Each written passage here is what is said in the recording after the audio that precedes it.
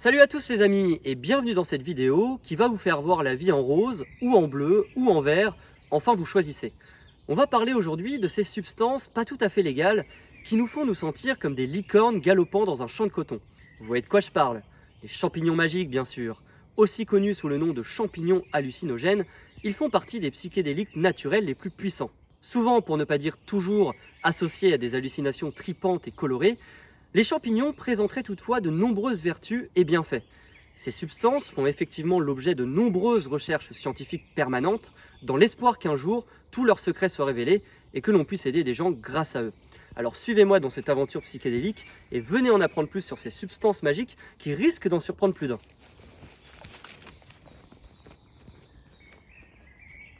Avant de rentrer dans le cœur du sujet, il est indispensable de comprendre ce que sont les, appelés communément en anglais, magic mushrooms.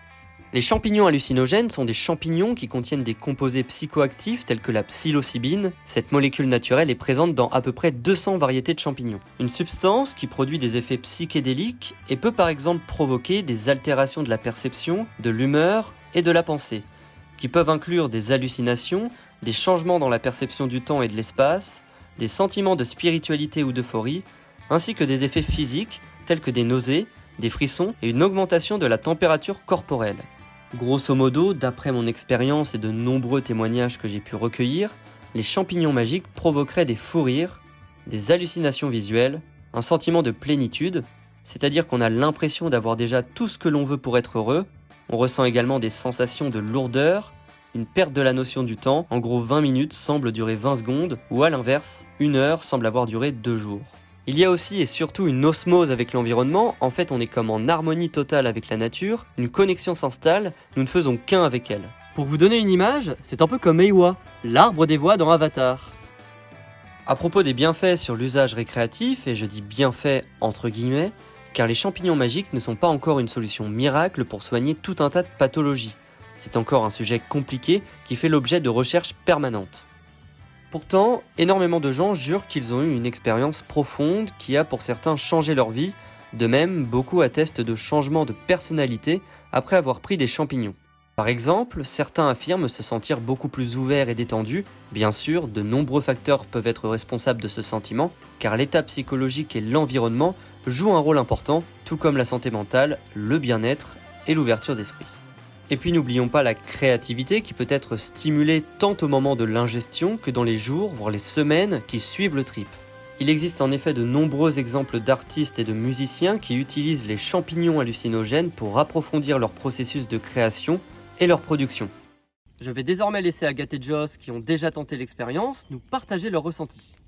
Sur mon premier trip, ça m'a vraiment apporté, j'ai vraiment senti le sentiment, qu'on dit souvent, de connexion avec la terre, avec la nature, et aussi de connexion avec les autres qui était super important et super fort.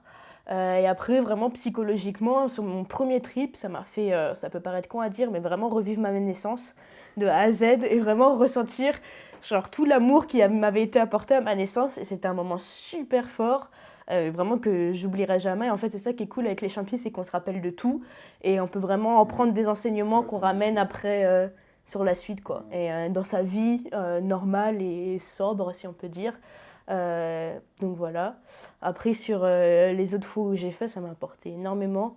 Je pense que ma fois la plus mémorable, c'est ma deuxième fois où j'en ai fait, où là, vraiment, en fait, à la fin de mon trip, j'ai commencé à prendre un carnet, à écrire dans mon carnet, et sorti plein de choses ultra profondes, vraiment une nouvelle vision du monde, une meilleure vision par rapport à moi-même. J'avais un peu des problèmes de confiance et ça m'a débloqué tout ça vraiment d'une manière assez incroyable. Et en fait, d'une manière très claire où finalement, en fait, j'avais plus aucun filtre devant ma pensée et j'arrivais juste à me dire, oh, en fait, c'est ça la solution, il n'y en a pas d'autre. Et, euh, et ça, j'ai réussi à le continuer dans ma vie de tous les jours et ça m'a vraiment impacté énormément. Au point que, bref, j'ai trouvé un espèce de symbole qui réussissait à tout résumer ce que j'avais écrit. Et ce symbole-là, je me le suis fait tatouer parce que vraiment, à la fin, j'étais en mode il faut que je garde ça tout le temps dans ma vie. Et je sais que cet enseignement-là va m'être bénéfique toute ma vie. Et dès que j'aurai un doute ou une question ou quelque chose, ou que je me reprends la tête par rapport à ces trucs de confiance ou de n'importe quoi, mais je regarde à ce symbole-là. Et encore maintenant, tous les jours, je regarde à ce symbole-là. Et ça me ramène à cette expérience et à me dire ok, vas-y. t'avances et ça marche quoi. Tu te rends compte de la chance que c'est de l'expérience de pouvoir vivre la vie. Genre vraiment ça, de l'expérience de pouvoir être dans ce monde et expérimenter tout ce monde autour de toi et de pouvoir toucher, d'avoir la chance de vivre sur la planète Terre et d'avoir une conscience quoi. Et ouais, c'est assez avec fort. tous les trucs qui vont avec, genre, je sais pas, tu manges un truc, tu fais, ah putain, c'est trop bon ça. Ouais. Genre, je sais pas, tu te balades dans la rue, t'es là, mais c'est beau. Ouais. Genre, quand t'es avec tes potes, t'apprécies, genre, putain, mais en fait, juste, genre, le sentiment de bonheur, Ouais. de sentir la bonheur et de réaliser que tu sens la bonheur. Oui, Et ça, genre, ça me l'a déclenché depuis. Hein. c'est trop kiffant. Ouais. En fait, vous redécouvrez un peu les choses simples de la vie. Quoi. Ouais, exactement. Vous apprenez à vivre le moment présent. Ouais, c'est ça te ramène au moment présent, ça c'est très vrai. Tu te rends compte que, ok, tu peux pas. Moi j'avais beaucoup ça aussi avant de. Je me prenais la tête sur le futur en mode qu'est-ce que j'allais être, qu'est-ce que machin, ça me donnait plein d'anxiété par rapport à tout ça. Et moi ça m'a ramené dans un truc de. En fait, c'est juste le ici et maintenant qui compte, et demain sera demain, mais en même temps. Toutes les choses dont tu as du contrôle, il faut en faire quelque chose, et toutes les choses dont tu n'as pas du contrôle, tu lâches prise. Et moi, ça m'a vraiment appris aussi à lâcher prise sur plein de choses et sur le futur et tout ça, quoi. Bon, présenté ainsi, ça peut paraître tout beau, tout rose, mais n'oublions pas que les champignons hallucinogènes sont quand même une drogue qui peut se révéler psychologiquement dangereuse si dose excessive il y a. À très forte dose, il est possible d'avoir des comportements imprudents et parfois dangereux. C'est la raison pour laquelle, dans le contexte clinique, le patient n'est jamais laissé seul pendant l'expérience, mais ça, on le verra plus tard. On parle alors de bad trip. Ces expériences peuvent être effrayantes, les effets peuvent comprendre la paranoïa, la perte de limites et un sens de soi déformé. Dans certains cas, les consommateurs peuvent vivre des événements psychédéliques tellement intenses qu'ils peuvent provoquer des retours en arrière brusques, c'est-à-dire revivre une expérience passée pas très agréable. D'ailleurs, pour les curieux, selon les chercheurs, il y a aujourd'hui peu de preuves quant à une potentielle dépendance aux champignons hallucinogènes.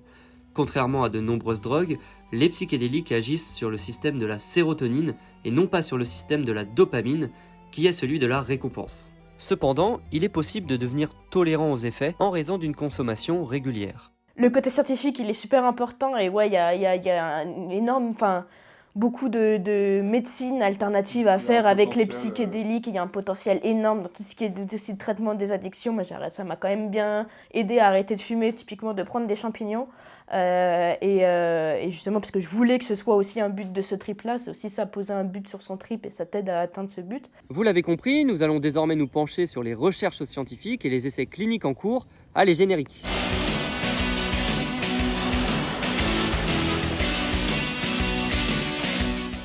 Sachez avant tout que les essais cliniques sont le moyen le plus approprié et le plus efficace pour faire avancer la recherche sur les drogues non approuvées, telles que la psilocybine, tout en protégeant la santé et la sécurité des patients.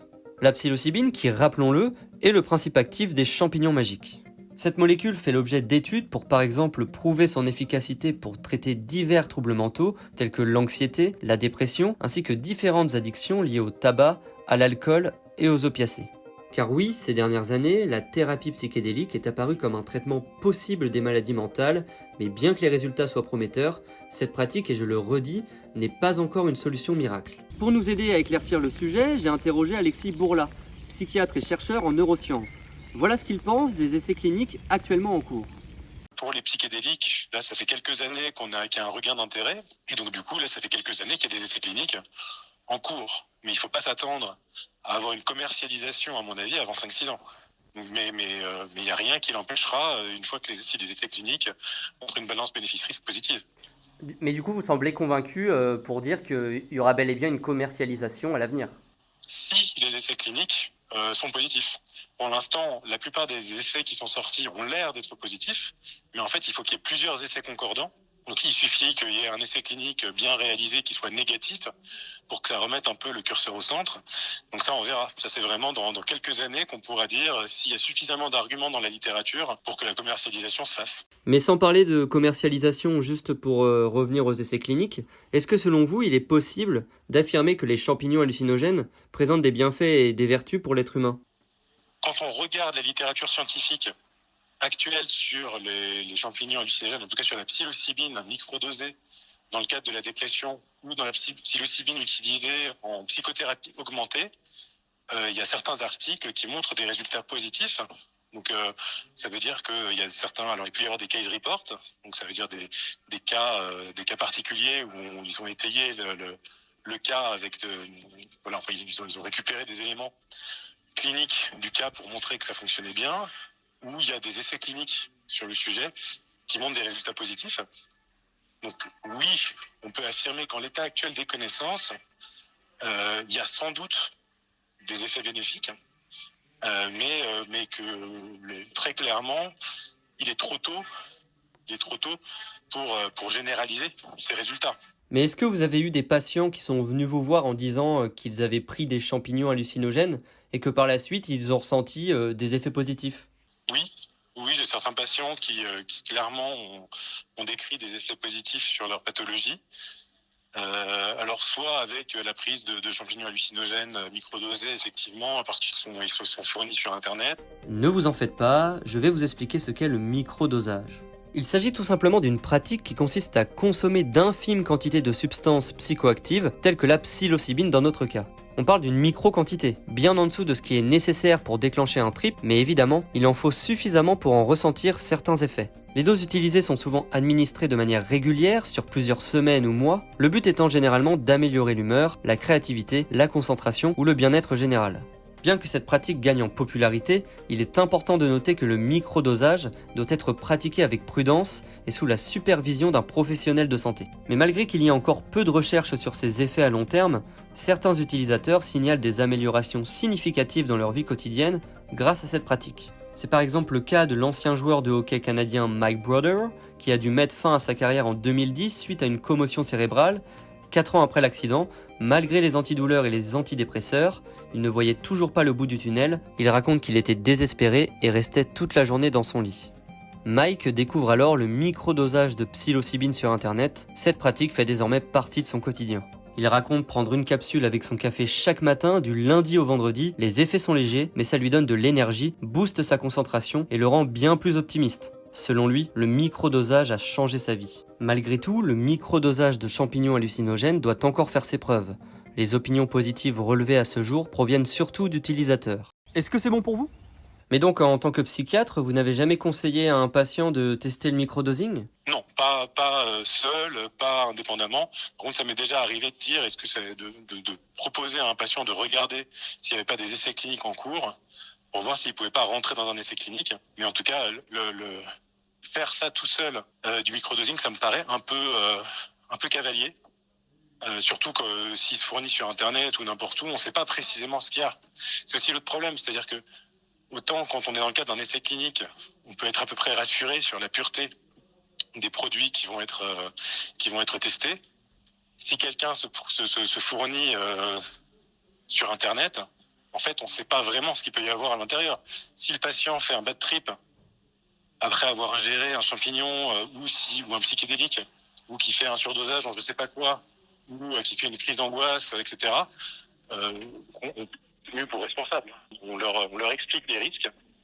On leur dit que pour l'instant, oui, il semble qu'il y ait des éléments bénéfiques dans les littératures scientifiques, mais en France, pour le moment, c'est pas disponible encore. Alors on peut le regretter.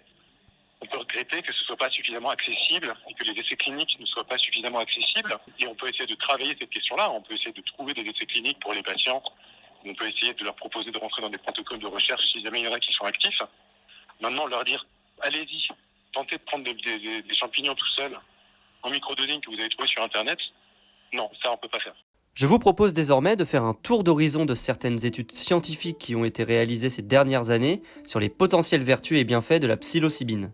Commençons par une étude de 2016, publiée dans le Journal of Psychopharmacology, qui a révélé que la psilocybine peut réduire les symptômes de dépression et d'anxiété chez les patients atteints de cancer avancé.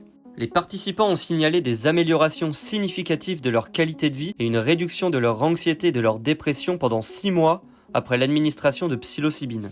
On continue avec une étude parue en août 2022 dans la revue JAMA Psychiatry. En fait, des scientifiques américains ont trouvé un moyen prometteur de traiter la dépendance à l'alcool, une maladie que l'on sait complexe, à l'origine de 49 000 décès par an en France. Les chercheurs de la Grossman School of Medicine à New York ont exploré l'effet de la psilocybine sur 93 hommes et femmes souffrant de dépendance à l'alcool. Les participants ont été répartis au hasard pour recevoir soit 2 doses de psilocybine, soit un placebo antihistaminique. Ni les chercheurs ni les participants à l'étude ne savaient quel médicament ils recevaient. Et les résultats sont plus qu'encourageants. Au cours d'une période de 8 mois à compter du début de leur traitement, ceux qui ont reçu de la psilocybine ont réduit leur consommation excessive d'alcool de 83% par rapport à leur consommation avant le début de l'étude. L'étude a également montré que 8 mois après leur première dose, près de la moitié, soit 48% des personnes qui ont reçu de la psilocybine, ont cessé complètement de boire, contre 24% dans le groupe placebo. A noter qu'en parallèle, et c'est important de le mentionner, tous ont effectué jusqu'à 12 séances de psychothérapie.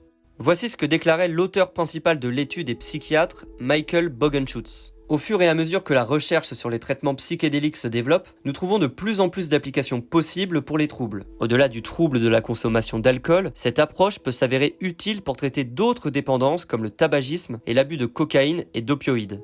Enfin, j'aimerais partager avec vous une dernière étude, mais qui cette fois ne concerne pas le côté thérapeutique, et elle est complètement dingue. En fait, il semblerait que la psilocybine possède la capacité de connecter des zones de notre cerveau qui normalement ne communiquent pas entre elles. Certains chercheurs ont associé les champignons magiques à de nouvelles techniques d'imagerie mentale. En fait, pour que vous compreniez de quoi il s'agit, l'imagerie mentale repose sur la capacité d'une personne à visualiser mentalement certains états sensoriels.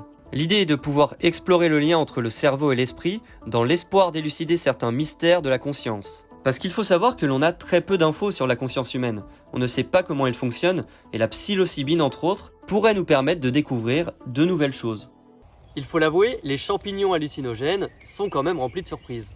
Comme nous l'avons vu, les recherches sur les champignons hallucinogènes sont encore en cours et il est essentiel de poursuivre les études pour mieux comprendre les effets de ces substances sur le corps et l'esprit.